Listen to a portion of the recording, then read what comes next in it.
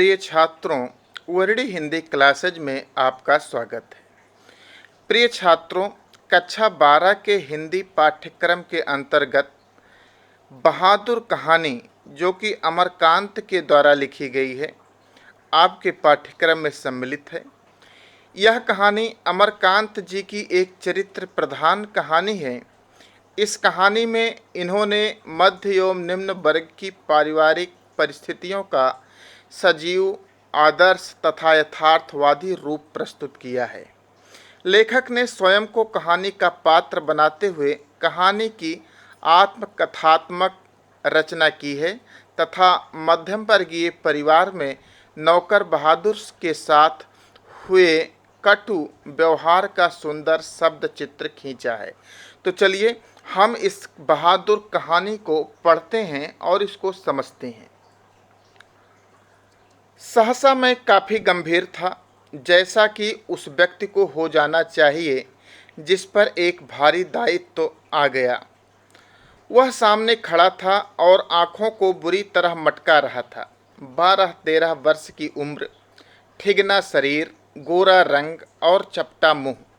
वह सफ़ेद नेकर, आधी बाह की ही सफ़ेद कमीज और भूरे रंग का पुराना जूता पहने था। उसके गले में स्काउटों की तरह एक रुमाल बंधा था।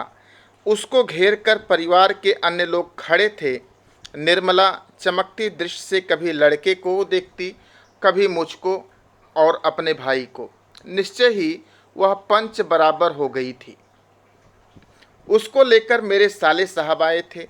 नौकर रखना कई कारणों से बहुत ज़रूरी हो गया था। मेरे सभी भाई और रिश्तेदार अच्छे ओहदों पर थे और उन सभी के यहाँ नौकर थे। मैं जब बहन की शादी में घर गया तो वहाँ नौकरों का सुख देखा। मेरी दोनों भाभियाँ रानी की तरह बैठकर चारपाइयाँ तोड़ती थीं, जबकि निर्मला को सवेरे से लेकर रात तक खटना पड़ता था। मैं ईर्ष्या से जल गया। इसके बाद नौकरी पर वापस आया तो निर्मला दोनों जून नौकर चाकर की माला जपने लगी। उसकी तरह अभागिन और दुखिया स्त्री और भी कोई इस दुनिया में होगी। वह लोग दूसरे होते हैं जिनके भाग्य में नौकर का सुख होता है। पहले साले साहब से असाधारण विस्तार से उसका किस्सा सुनना पड़ा। वह एक नेपाली था जिसका गांव नेपाल और बिहार की सीमा पर था। उसका बाप युद्ध में मारा गया था और उसकी माँ सारे परिवार का भरण पोषण करती थी। माँ उसकी बड़ी गुस्सैल थी और उसको बहुत मारती थी। माँ चाहती थी कि लड़का घर के काम धाम में हाथ बटाए, जबकि वह पहाड़ या जंगलों में निकल जाता और पेड़ों पर चढ़कर चिड़ियों के घोंसले में हाथ डालकर उनके बच्चे पकड़ता या फल तोड़कर खाता। कभी कभी वह पशुओं को चराने के लिए ले जाता था। उसने एक बार उस भैंस को बहुत मारा जिसको उसकी माँ बहुत प्यार करती थी और इसीलिए उससे वह बहुत चिढ़ता था। मार खाकर भैंस भागी भागी उसकी माँ के पास चली गई, जो कुछ दूरी पर एक खेत में काम कर रही थी। माँ का माथा ठनका, बेचारा बेजबान जानवर चरना छोड़कर यहाँ क्यों आएगा? जरूर लौंडे ने उसको काफ़ी मारा है। वह गुस्से से पागल हो गई। जब लड़का आया तो माँ ने भैंस की मार का काल्पनिक अनुमान करके एक डंडे से उसकी दुगनी पिटाई की और उसको वहीं कराहता हुआ छोड़कर घर लौट आई। लड़के का मन माँ से फट गया और वह रात भर जंगल में छिपा रहा। जब सवेरा होने को आया तो वह घर पहुँचा और किसी तरह अंदर चोरी चुपके घुस गया। फिर उसने घी की हंडिया में हाथ डालकर माँ के रखे रुपए में से 2 रुपए निकाल लिए। अंत में 9-2-11 हो गया। वहाँ से 6 मील की दूरी पर बस स्टेशन था, जहाँ गोरखपुर जाने वाली बस मिलती थी। तुम्हारा नाम क्या है जी? मैंने पूछा। दिल बहादुर साहब। उसके स्वर में एक मीठी झंझनाहट थी। मुझे ठीक ठीक याद नहीं कि मैंने उसको क्या हिदायतें दी थीं। शायद यह कि शरारतें छोड़कर ढंग से काम करे और उस घर को अपना घर समझे। इस घर में नौकर चाकर को बहुत प्यार और इज्जत से रखा जाता है। अगर वह वहाँ रह गया तो ढंग शऊर सीख जाएगा, घर के और लड़कों की तरह पढ़ लिख जाएगा और उसकी ज़िंदगी सुधर जाएगी। निर्मला ने उसी समय कुछ व्यवहारिक उपदेश दे डाले थे। इस मोहल्ले में बहुत तुच्छ लोग रहते हैं। वह न किसी के यहाँ जाए और न किसी का काम करे। कोई बाजार से कुछ लाने को कहे तो वह अभी आता हूँ कहकर अंदर खिसक जाए। उसको घर के सभी लोगों से सम्मान और तमीज़ से बोलना चाहिए, और भी बहुत सी बातें। अंत में निर्मला ने बहुत ही उदारता पूर्वक लड़के के नाम में से दिल शब्द उड़ा दिया। परंतु बहादुर बहुत ही हंसमुख था और मेहनती निकला। उसकी वजह से कुछ दिनों तक हमारे घर में वैसा ही उत्साहपूर्ण वातावरण छाया रहा जैसा कि प्रथम बार तोता मैना या पिल्ला पालने पर होता है। सवेरे सवेरे ही मोहल्ले के छोटे छोटे लड़के घर के अंदर आकर खड़े हो जाते और उसको देखकर हंसते या तरह तरह के प्रश्न करते। ऐ तुम लोग छिपकली को क्या कहते हो? ऐ तुमने शेर देखा है? ऐसी ही बातें। उससे पहाड़ी गाने की फरमाइशें की जाती। घर के लोग भी उससे इसी प्रकार की छेड़खानियां करते थे। वह जितना उत्तर देता उससे अधिक हंसता था।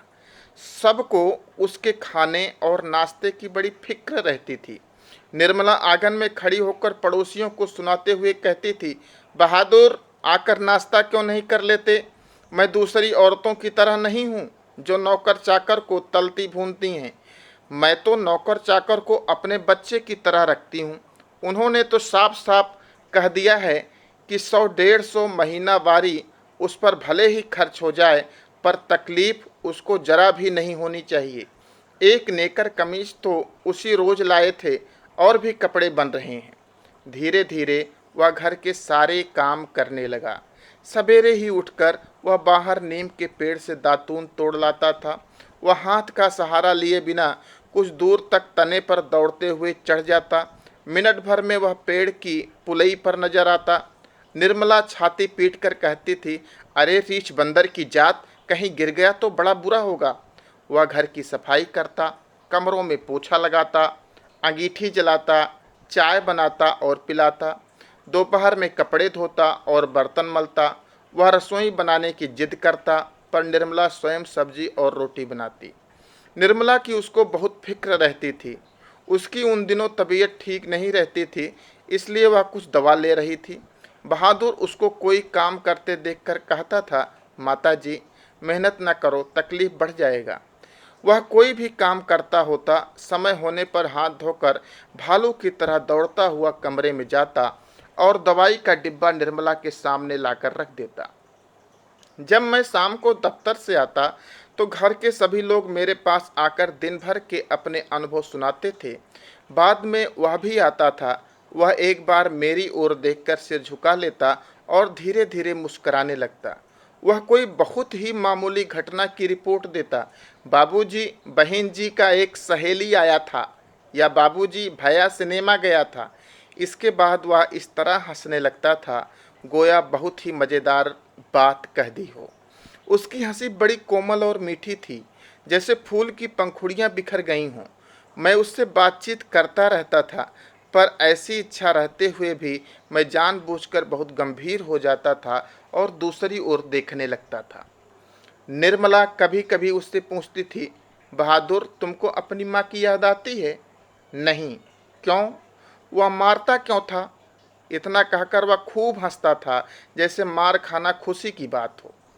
तब तुम अपना पैसा माँ के पास कैसे भेजने को कहते हो? माँ बाप का कर्जा तो जन्म भर भरा जाता है। वह और भी हंसता था। निर्मला ने उसको एक फटी पुरानी दरी दे दी थी। घर से वह एक चादर भी ले आया था।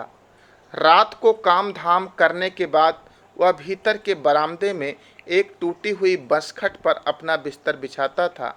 वह बिस्तरे पर बैठ जाता और अपनी जेब में से कपड़े की एक गोल सी नेपाली टोपी निकाल कर पहन लेता, जो बाईं ओर काफ़ी झुकी रहती थी। फिर वह एक छोटा सा आईना निकालकर बंदर की तरह उसमें अपना मुंह देखता था। वह बहुत ही प्रसन्न नजर आता था। इसके बाद कुछ और भी चीज़ें उसकी जेब से निकलकर उसके बिस्तरे पर सज जाती थीं। कुछ गोलियां, पुराने ताश की गड्डी, कुछ खूबसूरत पत्थर के टुकड़े, ब्लेड, कागज़ की नावें, वह कुछ देर तक उनसे खेलता था, उसके बाद वह धीमे धीमे स्वर में गुनगुनाने लगता था। उन पहाड़ी गानों का अर्थ हम समझ नहीं पाते थे, पर उनकी मीठी उदासी सारे घर में फैल जाती, जैसे कोई पहाड़ की निर्जनता में अपने किसी बिछुड़े हुए साथी को बुला रहा हो। दिन मज़े में बीतने लगे। बरसात आ गई थी, पानी रुकता था और बरसता था। मैं अपने को बहुत ऊंचा महसूस करने लगा था। अपने परिवार और संबंधियों के बड़प्पन तथा शान बान पर मुझे सदा गर्व रहा है। अब मैं मोहल्ले के लोगों को पहले से भी तुच्छ समझने लगा। मैं किसी से सीधे मुंह बात नहीं करता, किसी की ओर ठीक से देखता भी नहीं था। दूसरों के बच्चों को मामूली सी शरारत पर डांट डपट देता। कई बार पड़ोसियों को सुना चुका था, जिसके पास कलेजा है वही आजकल नौकर रख सकता है, घर के सवांग की तरह रहता है। निर्मला भी सारे मोहल्ले में शुभ सूचना दे आई थी। आधी तनख्वाह तो नौकर पर ही खर्च हो रही है, पर रुपया पैसा कमाया किस लिए जाता है। ये तो कई बार कह चुके थे कि तुम्हारे लिए दुनिया के किसी कोने से नौकर जरूर लाऊंगा। वही हुआ। निस्संदेह बहादुर की वजह से सबको खूब आराम मिल रहा था। घर खूब साफ और चिकना रहता, कपड़े चमाचम सफ़ेद। निर्मला की तबीयत भी काफ़ी सुधर गई। अब कोई एक घर भी न टकसाता था। किसी को मामूली से मामूली काम करना होता तो वह बहादुर को आवाज़ देता, बहादुर एक गिलास पानी, बहादुर पेंसिल नीचे गिरी है उठाना। इसी तरह की फरमाइशें। बहादुर घर में फिरकी की तरह नाचता रहता। सभी रात में पहले ही सो जाते थे और सवेरे 8 बजे के पहले न उठते थे। मेरा बड़ा लड़का किशोर काफ़ी शान शौकत और रोब-दाब से रहने का कायल था और उसने बहादुर को अपने कड़े अनुशासन में रखने की आवश्यकता महसूस कर ली थी। फलतः उसने अपने सभी काम बहादुर को सौंप दिए। सवेरे उसके जूते में पालिश लगनी चाहिए।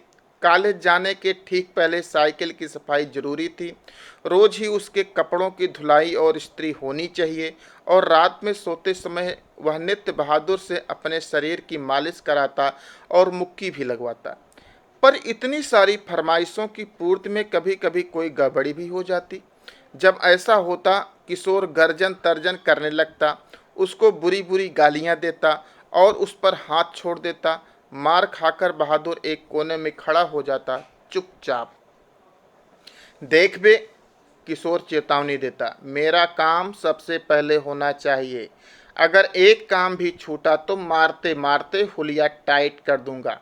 साला कामचोर, करता क्या है तू? बैठा बैठा खाता है। रोज ही कोई कोई ऐसी बात होने लगी जिसकी रिपोर्ट पत्नी मुझे देती थी। मैंने किशोर को मना किया, पर वह नहीं माना, तो मैंने यह सोचकर छोड़ दिया कि थोड़ा बहुत तो यह चलता ही रहता है। फिर एक हाथ से ताली कहाँ बजती है। बहादुर भी बदमाशी करता होगा। पर एक दिन जब मैं दफ्तर से आया तो मैंने किशोर को एक डंडे से बहादुर की पिटाई करते हुए देखा।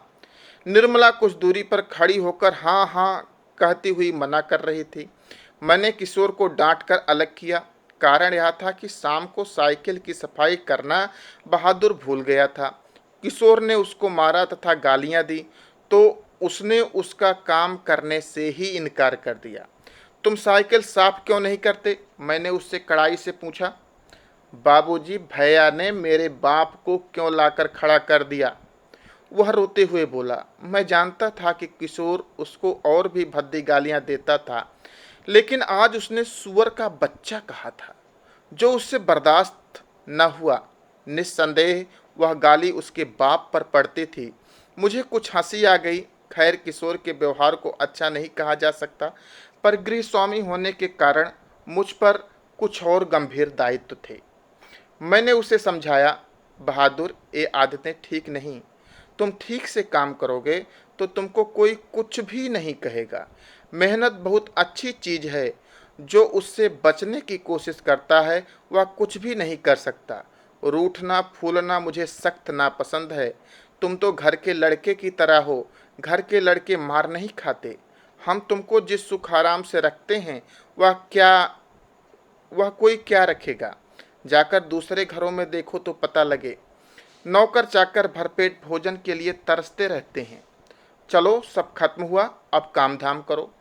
वह चुपचाप सुनता रहा, फिर हाथ मुंह धोकर काम करने लगा। जल्दी वह प्रसन्न भी हो गया। रात में सोते समय वह अपनी टोपी पहनकर देर तक गाता रहा। लेकिन कुछ दिनों बाद एक और भी गड़बड़ी शुरू हुई। निर्मला बहुत पतली पतली रोटियां सेंकती थी, इसलिए वह रोटी बनाने का काम कभी बहादुर से नहीं लेती थी। लेकिन मोहल्ले की किसी औरत ने उसे यह सिखा दिया कि परिवार के लिए रोटियां बनाने के बाद वह बहादुर से कहे कि वह अपनी रोटी खुद बना लिया करे, नहीं तो नौकर चाकर की आदत खराब हो जाती है। महीन खाने से उनकी आदत बिगड़ जाती है। यह बात निर्मला को जच गई थी और रात में उसने ऐसा ही प्रयोग किया। वह अपनी रोटियां बनाकर चौके में से उठ गई। बहादुर का मुंह उतर गया। वह चूल्हे के पास सिर झुकाकर चुपचाप खड़ा रहा। क्या हो गया रे? निर्मला ने पूछा। वह कुछ नहीं बोला। चल चुपचाप अपनी रोटियां, तू सोचता है कि मैं तुझे पतली पतली नरम नरम रोटियां सेक कर खिलाऊंगी? तू कोई घर का लड़का है? नौकर चाकर तो अपना बनाकर खाते ही रहते हैं। तीता तो इनको इसलिए लग रहा है कि सारे घर के लिए मैंने रोटियां बनाई, इनको अलग करके इनके साथ भेद क्यों किया? वाह रे, इसके पेट में तो लंबी दाढ़ी है। समझ जा, रोटियां नहीं सेकेगा तो भूखा रहेगा। पर बहादुर उसी तरह खड़ा रहा तो निर्मला का गुस्से से बुरा हाल हो गया। उसने लपक कर उसके गाल पर 2-3 थप्पड़ जड़ दिए। सुअर कहीं के, इसीलिए तुझे किशोर मारता है, इसी वजह से तेरी माँ भी मारती होगी। चल बना रोटी। मैं नहीं बनाऊंगा। मेरी माँ भी सारे घर की रोटियां बनाकर मुझसे रोटी सेकवाती थी। वह रोने लगा था। तो क्या मैं तेरी माँ हूं कि तू मुझसे जिद कर रहा है? घर के लड़कों के बराबर बन रहा है। मारते मारते मुंह रंग दूंगी। पर उसने अपने लिए रोटी नहीं बनाई। मुझे भी बड़ा गुस्सा आया। मैंने उसको डांटा और समझाया, पर वह नहीं माना। रात भर वह भूखा ही रहा। पर सवेरे उठकर वह पहले की तरह ही हंसने लगा। उसने अंगीठी जलाकर अपने लिए रोटियां सेंकी। अपनी बनाई मोटी और भद्दी रोटियों को देखकर वह खिलखिलाने लगा। फिर रात की बची हुई सब्जी से उसने खाना खा लिया। लेकिन निर्मला का भी हाथ खुल गया था। वह उससे कुछ चिढ़ भी गई थी। अब बहादुर से कोई भी गलती होती तो वह उस पर हाथ चला देती। उसको मारने वाले अब घर में 2 व्यक्ति हो गए थे और कभी कभी एक गलती के लिए उसको दोनों मारते। बरसात बीत गई थी। आकाश दर्पण की तरह स्वच्छ दिखाई देता। मैंने बहादुर की माँ के पास चिट्ठी लिखी थी कि उसका लड़का मेरे पास मज़े में है और मैं उसकी तनख्वाह के पैसे उसके पास भेज दिया करूँगा। लेकिन कई महीने के बाद भी उधर से कोई जवाब नहीं आया था। मैंने बहादुर से कह दिया था कि उसका पैसा यहाँ जमा रहेगा, जब वह घर जाएगा तो लेता जाएगा। पर अब बहादुर से भूल गलतियाँ अधिक होने लगी थीं। शायद इसका कारण मारपीट और गाली गलौज हो। मैं कभी कभी इसको रोकना चाहता, फिर यह सोचकर चुप लगा जाता कि नौकर चाकर तो मारपीट खाते ही रहते हैं। एक दिन रविवार को मेरी पत्नी के एक रिश्तेदार आए। वह बीवी बच्चों के साथ थे। वह अपने किसी खास संबंधी के यहाँ आए थे, तो यहाँ भी भेंट मुलाकात करने के लिए चले आए थे। घर में बड़ी चहल पहल मच गई। मैं बाजार से रोहू मछली और देहरादूनी चावल ले आया। नाश्ता पानी के बाद बातों की जलेबी छनने लगी। पर इसी समय एक घटना हो गई। अचानक उस रिश्तेदार की पत्नी नीचे फर्श पर झुककर देखने लगी। फिर उन्होंने चारपाई के अंदर झांक कर देखा। अंत में कमरे के अंदर गईं और फर्श पर पड़े हुए कागजों को उठाकर जांच पड़ताल करने लगीं। क्या बात है? मैंने पूछा। रिश्तेदार की पत्नी जबरदस्ती मुस्कुराकर मजबूरी में सिर हिलाते हुए बोली, क्या बताएं? 11 रुपए साड़ी की खूंट से निकालकर यहीं चारपाई पर रखे, पर वह मिल नहीं रहे हैं। आपको ठीक याद है ना? हाँ हाँ, खूब अच्छी तरह याद है। ये रुपए मैंने खूंट में ही बांध कर रखे थे। रिक्शे वाले को देने के लिए खूंट खोला ही था, फिर वह रुपए चारपाई पर रख दिए थे कि 4 रुपए की मिठाई मंगा लूँगी और कुछ बच्चों के हाथ पर रख दूँगी। रास्ते में कोई ढंग की दुकान नहीं मिली थी, नहीं तो उधर से ही ले आती। किसी के यहाँ खाली हाथ जाने में अच्छा भी नहीं लगता। बताइए, अब तो मैं कहीं की न रही। फिर मेरी ओर झुककर धीमे स्वर में कहा था, जरा उससे पूछिए ना। वह इधर आया था। कुछ देर तक वह यहाँ खड़ा रहा, फिर तेजी से बाहर चला गया था। अरे नहीं, वो ऐसा नहीं है, मैंने कहा। You do not know these people are expert in this art, रिश्तेदार ने कहा। मैंने बहादुर की ओर तिरछी दृष्टि से देखा। वह सिर झुकाकर आटा गूंथ रहा था। उसके चेहरे पर संतुष्टि एवं प्रफुल्लता थी। उसने ऐसा काम तो कभी नहीं किया, बल्कि जब कभी उसने दो चार आने इधर उधर पड़े देखे तो उठाकर निर्मला के हाथ में दे दिए थे। पर किसी के दिल की कोई बात कोई कैसे जान सकता है। नामालूम अचानक मुझे क्या हो गया और मैं गुस्से में आ गया। बहादुर, मैंने कड़े स्वर में कहा। जी बाबूजी, इधर आओ। वह आकर खड़ा हो गया। तुमने यहाँ से रुपए उठाए थे? जी नहीं बाबूजी, उसने निर्भय उत्तर दिया। ठीक बताओ, मैं बुरा नहीं मानूंगा। नहीं बाबूजी, मैं लेता तो बता देता। तुम यहाँ खड़े नहीं थे? रिश्तेदार की पत्नी ने कहा। फिर तेजी से बाहर चले गए थे। देखो भैया, सच सच बता दो, मिठाई खरीदने और बच्चों को देने के लिए रुपए रखे थे। मैं तो बुरी फंसी। अब वापस जाने के लिए रिक्शे के पैसे भी नहीं हैं। मैं तो बाहर नमक लेने गया था। सच सच बता बहादुर, अगर नहीं बताएगा तो बहुत पीटूंगा और पुलिस के सुपुर्द कर दूंगा। मैं चिल्ला पड़ा। मैंने नहीं लिया बाबूजी। बहादुर का मुंह काला पड़ गया था। पता नहीं मुझे क्या हो गया। मैंने सहसा उछलकर उसके गाल पर एक तमाचा जड़ दिया। मैं आशा कर रहा था कि ऐसा करने से वह बता देगा। तमाचा खाकर वह गिरते गिरते बचा। उसकी आंखों से आंसू गिरने लगा। मैंने नहीं लिया। इसी समय रिश्तेदार साहब ने एक अजीब हरकत की। अच्छा छोड़िए, इसको पुलिस के पास ले जाता हूँ। इतना कहकर उन्होंने बहादुर का हाथ पकड़ लिया और उसको दरवाजे की ओर घसीट कर ले गए। पर दरवाजे के पास उससे धीरे से बोले, देखो, तुम मुझे बता दो, मैं कुछ नहीं करूँगा, बल्कि तुमको इनाम में 2 रुपये दे दूँगा। पर बहादुर ने इनकार कर दिया। इसके बाद रिश्तेदार साहब 2-3 बार उसको दरवाजे की ओर खींच कर ले गए, जैसे पुलिस को देने ही जा रहे हैं। लेकिन आगे बढ़कर वह रुक जाते और उससे धीमे धीमे शब्दों में पूछताछ करने लगते। अंत में हार कर उन्होंने उसको छोड़ दिया और वापस आकर चारपाई पर बैठते हुए हंसकर बोले, जाने दीजिए, ये सब बड़े ही घाघ होते हैं। किसी झाड़ी वाड़ी में छिपा आया होगा या जमीन में गाड़ आया होगा। मैं तो इन सबों को खूब जानता हूँ। भालू बंदर से कम थोड़े होते हैं। चलिए, इतना नुकसान लिखा था। इसके बाद निर्मला ने भी उसको डराया धमकाया और 2-4 तमाचे जड़ दिए, पर वह नहीं नहीं करता रहा। इस घटना के बाद बहादुर काफ़ी डांट मार खाने लगा। घर के सभी लोग उसको कुत्ते की तरह दुरदुराया करते। किशोर तो जैसे उसकी जान के पीछे पड़ गया था। वह उदास रहने लगा और काम में लापरवाही करने लगा। एक दिन मैं दफ्तर से विलंब से आया। निर्मला आंगन में चुपचाप सिर पर हाथ रखकर बैठी थी। अन्य लड़कों का पता नहीं था, लेकिन लड़की अपनी माँ के पास खड़ी थी। अंगीठी अभी नहीं जली थी। आंगन गंदा पड़ा था। बर्तन बिना मले हुए रखे थे। सारा घर जैसे काट रहा था। क्या बात है, मैंने पूछा। बहादुर भाग गया। भाग गया? क्यों? पता नहीं, आज तो कुछ हुआ भी नहीं था। सवेरे से ही बड़ा प्रसन्न था। हमेशा माताजी किए रहा। दोपहर में खाना खाया। उसके बाद आंगन से सिलबट्टा लेकर बरामदे में रखने जा रहा था कि सिल हाथ से छूटकर गिर गई और 2 टुकड़े हो गई। शायद इसी डर से वह भाग गया कि लोग मारेंगे। पर मैं इसके लिए उसको थोड़े ही कुछ कहती। क्या बताऊं, मेरी किस्मत में आराम ही नहीं। कुछ ले गया? यही तो अफसोस है। कोई भी सामान नहीं ले गया है। उसके कपड़े, उसका बिस्तर, उसके जूते सभी छोड़ गया है। पता नहीं उसने हमें क्या समझा। अगर वह कुछ ले गया, यही तो अफसोस है। कोई भी सामान नहीं ले गया है। उसके कपड़े, उसका बिस्तर, उसके जूते सभी छोड़ गया है। पता नहीं उसने हमें क्या समझा। अगर वह कहता तो मैं उसे रोकती थोड़ो, बल्कि उसको खूब अच्छी तरह पहना ओढ़ा कर भेजती। हाथ में उसकी तनख्वाह के रुपए रख देती। 2-4 रुपए और अधिक देती। पर वह तो कुछ ले ही नहीं गया। और मैं 11 रुपए?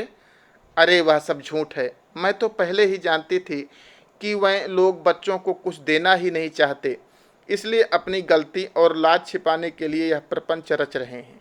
उन लोगों को क्या मैं जानती नहीं? कभी कभी उनके रुपए रास्ते में गुम हो जाते हैं, कभी वह गलती से घर पर छोड़ आते हैं। मेरे कलेजे में तो जैसे कुछ हौड़ रहा है। किशोर को भी बड़ा अफसोस है।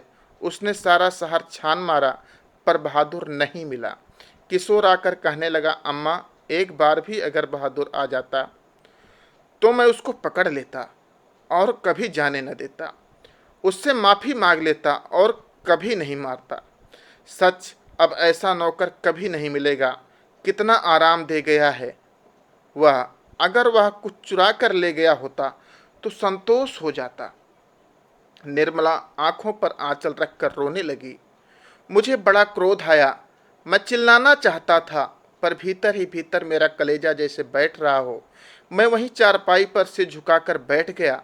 मुझे एक अजीब सी लघुता का अनुभव हो रहा था। यदि मैं न मारता तो शायद वह न जाता। मैंने आंगन में नज़र दौड़ाई। एक और स्टूल पर उसका बिस्तर रखा था। अलगनी पर उसके कुछ कपड़े टंगे थे। स्टूल के नीचे वह भूरा जूता था जो मेरे साले साहब के लड़के का था। मैं उठकर अलगनी के पास गया और उसके नेकर की जेब में हाथ डालकर उसके सामान निकालने लगा। वही गोलियां, पुराने ताश की गड्डी, खूबसूरत पत्थर, ब्लेड, कागज की नावें। इस तरह से विद्यार्थियों, अमरकांत की लिखी हुई ये मार्मिक आत्मकथात्मक कहानी यहीं पर संपूर्ण होती है। ये कहानी आपकी बोर्ड परीक्षा के लिए बहुत ही महत्वपूर्ण है। इसको आपको पढ़ना आवश्यक है, इसलिए हमने आपको एक कहानी एक बार पढ़ के सुना दी। अब इसके चरित्र चित्रण, उद्देश्य इत्यादि पर जो प्रश्न बनते हैं उसके लिए हम आपके लिए एक अलग वीडियो लेकर आएंगे। आपको यह कहानी पसंद आई हो तो इसे अपने कमेंट से सूचित करें और इसे शेयर भी करें। धन्यवाद।